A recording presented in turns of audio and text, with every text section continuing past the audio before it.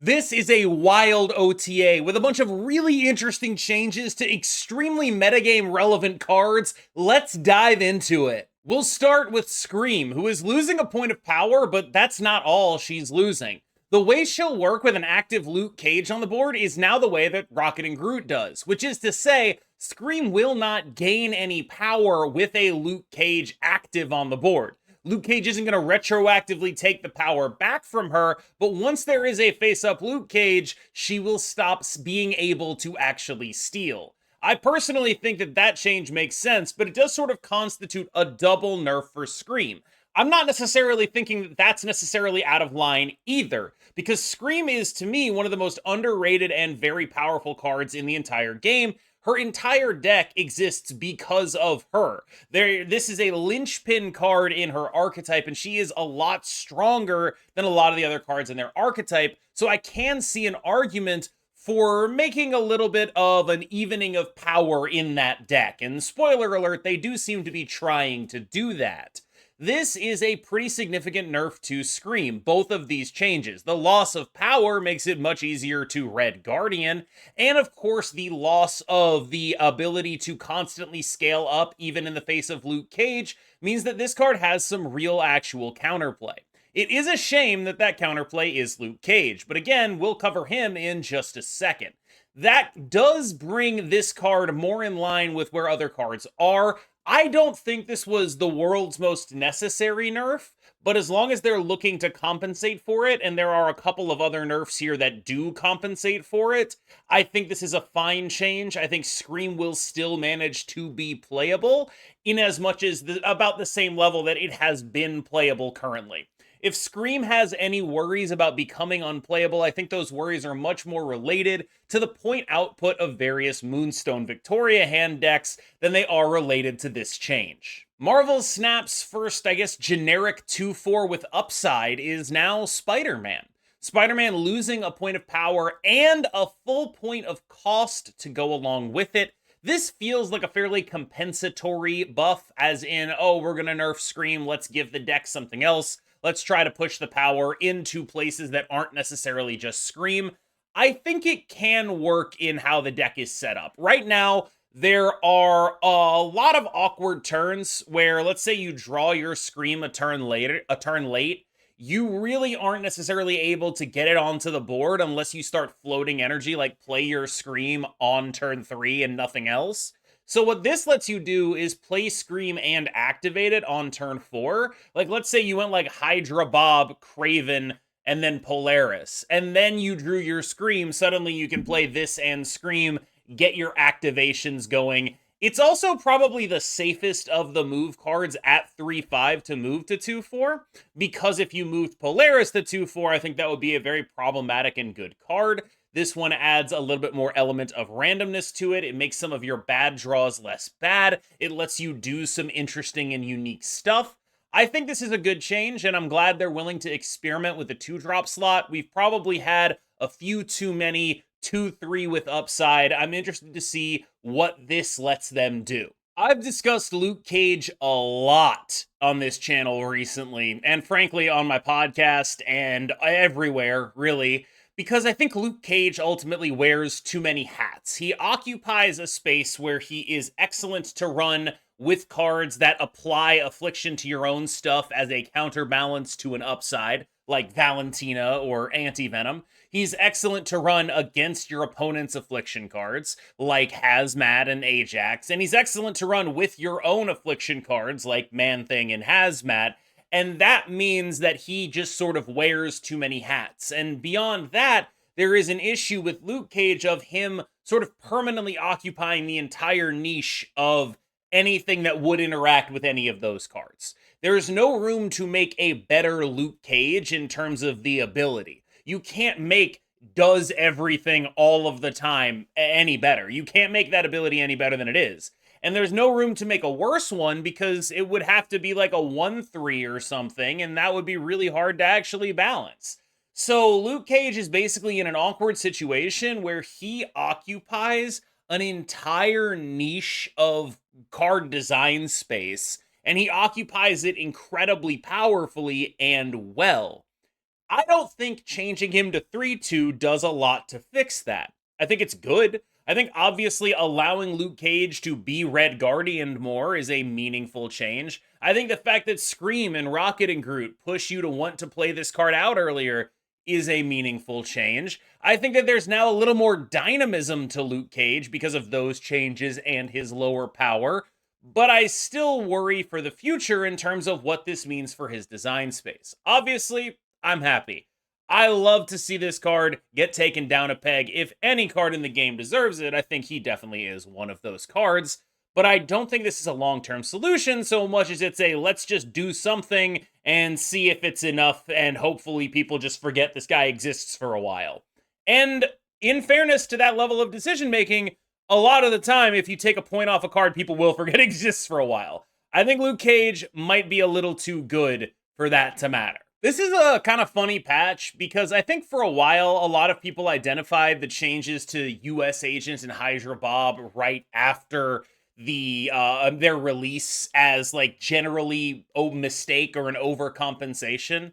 And I think this patch sort of demonstrates that, yeah, it probably was. US Agent is going back to his release text. I think this is probably due to, or at least related to, the Luke Cage nerf, because it's like, okay, if we're gonna nerf Luke Cage, we probably should also nerf some of the stuff Luke Cage beats. We don't have to like go incredibly hard on it. We just don't want that stuff to immediately force Luke Cage back into the metagame again, but at a lower rate. So I think this is a good change. I also think that like this was sort of on its face kind of a very ridiculous card, and it made it a lot harder for more expensive cards to make impacts on the metagame, because a lot of decks full of cheap cards would be able to just play this and not care.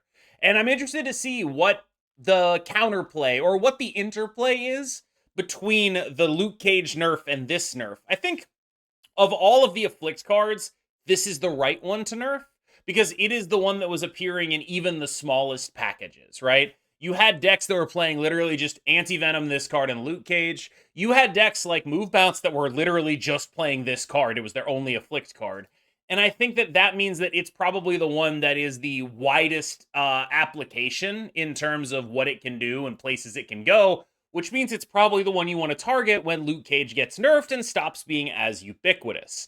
This is a good nerf, in my opinion, and I think that the card will remain fairly strong, but will not be as ridiculous. I don't know how many of y'all remember the Zoo Copium meter, but I think a lot of people on this channel know that I'm a big fan of Zoo. I actually will say I'm disappointed that this is the direction they went with Khazar.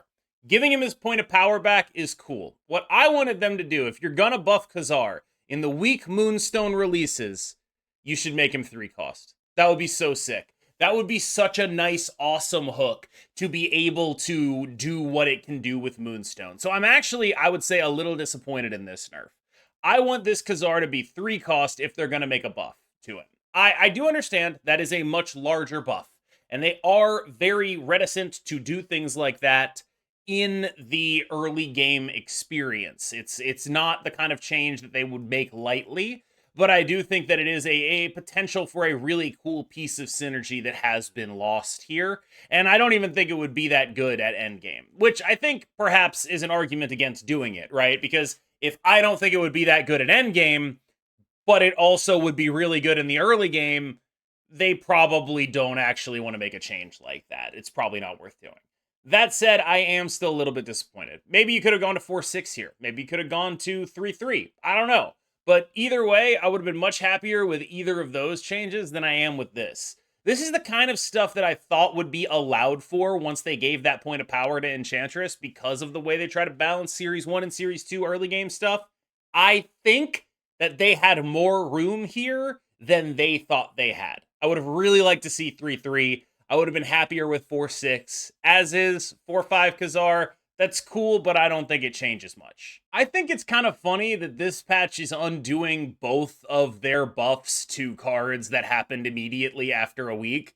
I don't know what that means. I hope it means that they're gonna stop doing that, because like all it has done is made people feel bad they can't get US Agent or Hydra Bob, and now those cards are being nerfed. And so like anyone who saved up 6,000 tokens is like, what is the point of this? I will say, I have been sort of warning about this one. I didn't necessarily expect the US Agent one, but I've been telling people, like, look, I feel like Hydra Bob is an easy nerf target here. Like, this is a card that can get nerfed for a very long time, and it's been very hard for me to recommend it. And so each time they have gone without nerfing it, I've been asking myself, like, hey, am I wrong here? Am I off base? Am I the person that doesn't understand this and it's actually fine for this card to be a 1/5? Maybe they're not going to nerf it. They nerfed it. But I think the good news here is I think every deck that was playing it will still play it. And I'll tell you why. Because I think a lot of people look at Hydra Bob as a card that is being played because it's a 1/5.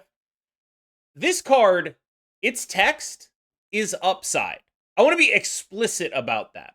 This goes from a 1/5 with upside, super broken, sure, whatever. Now it's a 1/4 with upside. This text, as players have gotten better at playing with it, it has become clear to me that this is an upside text. This text is good. It is a good ability. This is a 1/4 that moves. It's double Nightcrawler. It's extremely strong. And I think that, like, that is real, and people need to understand that. So when people talk about, like, oh, well, I just bought Hydra Bob, I strongly suspect that he is still the single best 1-drop in the game, and that he will still be run in every deck that is already running him, because what else are you going to do at a 1-drop slot? Well, you're gonna play another 1-drop? There's nothing even close. There is no 1-drop even close to 1/4 that moves. It just isn't. So what are we going to do? You gonna not play him? I don't think so. Sentry is going to 9 power, and the Void is going to -9 power. I think this is long overdue, frankly. It's been a long time since Annihilus was worth doing anything with, and I think that Sentry is a big reason for that, right? Like, sending over -10 power matters a lot more than sending over -8 power. The nerf from Sentry going to 10 and -10 to 8 and -8 is effectively about an 8 power, a 4 power nerf, sorry. And that matters a lot. There's also, I think, more counterplay to this stuff right now. Lady Deathstrike sees reasonable amounts of play. There's a lot of Hydra Bob type stuff where, like, there are just cards that can fill up that lane and not really worry about it and then free up a spot later.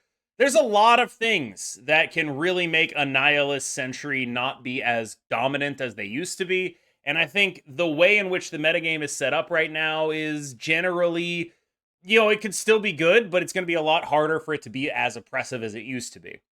So for that reason, I think 9 and -9 is a perfectly safe thing to do.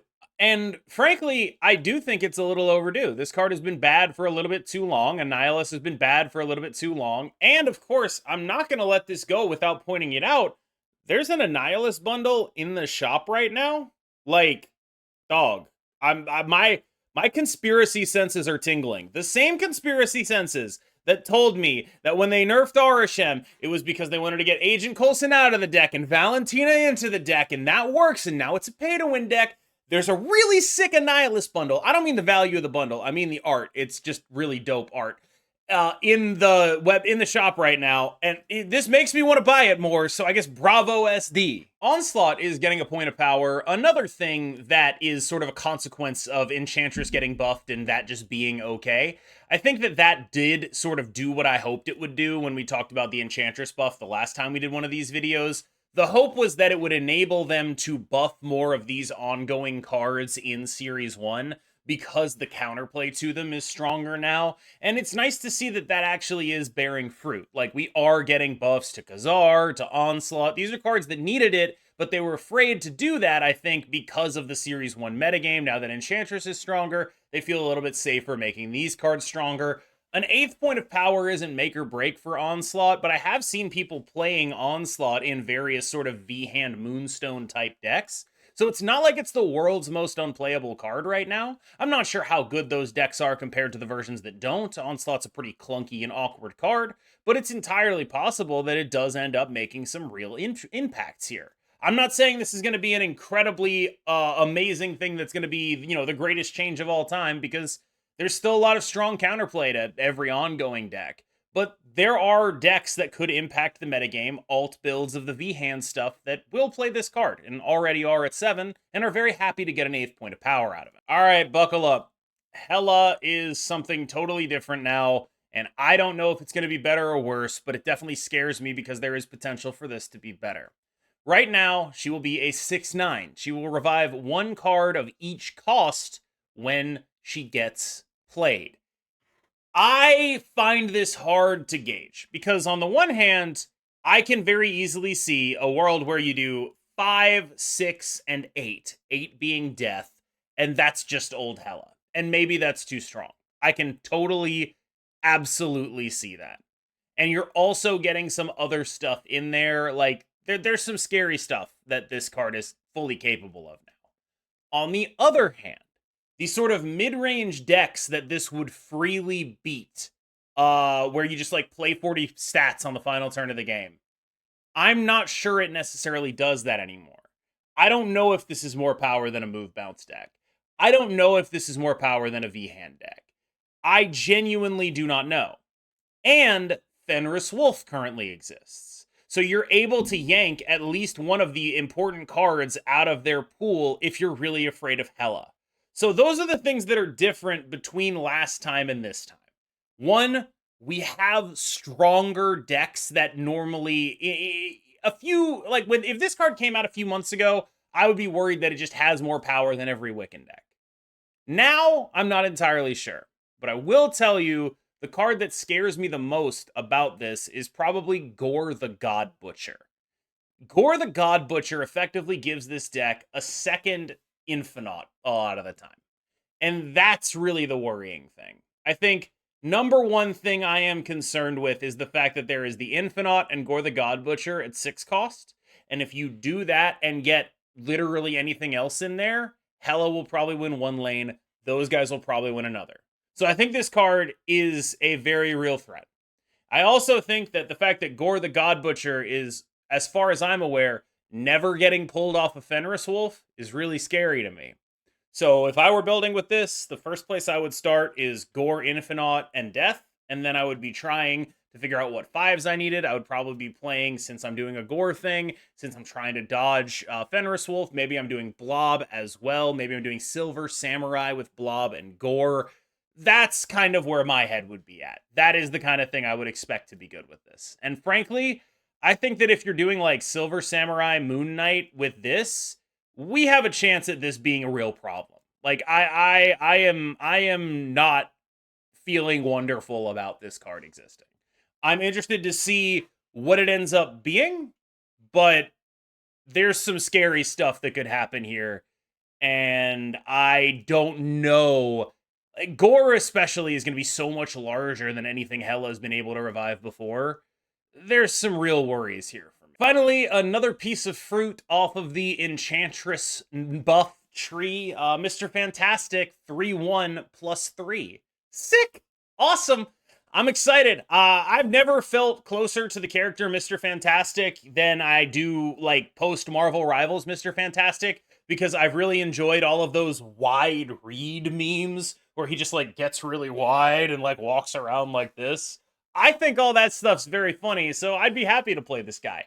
I like that he has sort of inbuilt counterplay in the form of Red Guardian. I like that he works with Moonstone. I like that he is, only really gaining 1 point of power by this change, but it's a point of power that allows him to have more direct counterplay and allows him to have more direct synergy. I'm interested to see what this does for the viability of a card like Mr. Fantastic. I do think that the amount of ongoing stuff that they have, or anti-ongoing stuff, I should say, makes it a lot safer to buff cards like Mr. F and see what happens to him.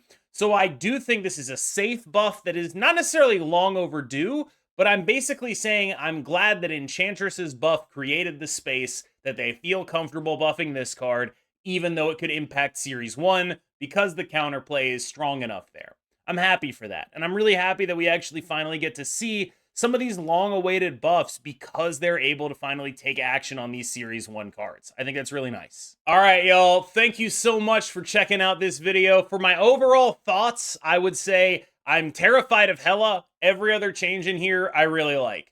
I don't know if I'm terrified of Hela on Legacy or not, but the idea of, like, someone being able to do, like, Silver Samurai Gore, to me, just, I don't want, I discard a card and they get it. Like, The zero power guys are the scary guys because Fenris Wolf isn't going to be able to actually deal with them.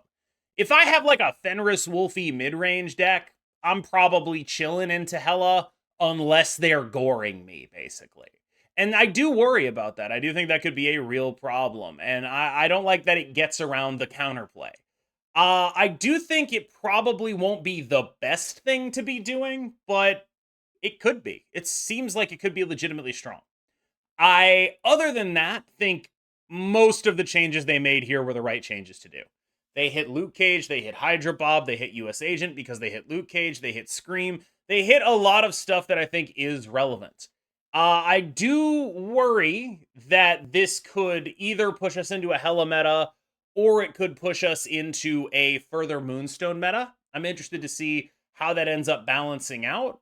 But frankly, my instinct is that unless it pushes us into a Hela meta, this should be a diversity enabler, basically. Unless the Hela thing is just way too strong, this should actually sort of make things change up a little bit right now. And that is really cool. I think that's very nice. As always, I have been Cam Best. Let me know what you think about this patch in the comments below. Thank you so much for watching. You have been phenomenal. And I will see you in the next one.